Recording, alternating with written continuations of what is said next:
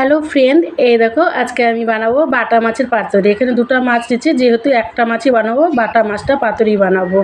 এই দেখো কীভাবে বানাচ্ছি তোমরা দেখো। হলুদ লবণ দিয়ে মেখে নিচ্ছি, তারপরে এই যে মাছগুলো ভেজে নিলাম। দেখো কি সুন্দর লাল লাল করে ভাজানো হয়ে গেছে, দেখো কি সুন্দর ভাজছি, ভাজা হয়ে গেছে। বাটা মাছ তো একটু ভেজে নিতে হয়। আর এই দেখো কড়াই বসিয়ে দিলাম, আমি সবই সরষের তেল ইউজ করতেছি। এ দেখো কালো জিরা সম্বার দিয়ে দিলাম একটু।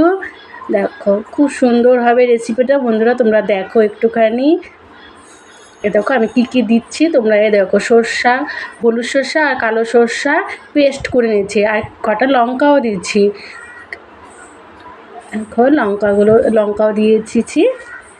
দেখো আমার এটা ফার্স্ট ভিডিও ইউটিউবে, তোমরা সবাই দেখবে বন্ধুরা, সাবস্ক্রাইব করবে আমার ভিডিওটা। এই দেখো মিক্সার গ্রাইন্ডার, যেহেতু মশলা একটু আটকে থাকে ওই জন্য ভালো করে ধুয়ে নিচ্ছি মিক্সার গ্রাইন্ডারটার মধ্যে। ভালো করে ধোয়া হয়ে গেছে। এখন আমি এক একটা করে সব জিনিস দিচ্ছি। সরষের তেল ইউজ করবে বন্ধুরা, এখানে সাদা তেল কোনো ইউজ করবে না, পাতুরির মধ্যে সরষের তেলটা ভালো হয়।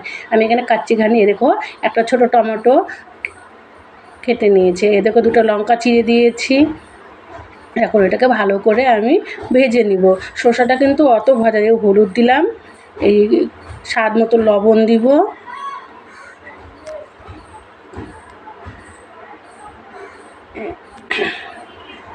এই যে স্বাদ মতো লবণ দেওয়া হয়ে গেছে।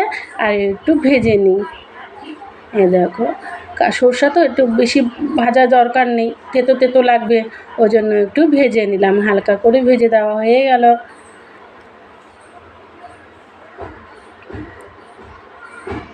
এই দেখো জল ঢেলে নিলাম, ভাজা হয়ে গেল, জল ঢেলে নিলাম। এরপর আমি যে একটু নেড়ে চেড়ে দিলাম, একটু যে ভাজা মাছগুলো আছে এক একটা করে ঝোলের মধ্যে ঢেলে দিলাম। একটু একটু গা মাখা মাখা হয়ে গেছে, এই যে নামিয়ে দিলাম। দেখো কি সুন্দর কালার আসছে। উপর দিয়ে কাঁচা একটু সরষের তেল দিয়ে দিবে, দেখবে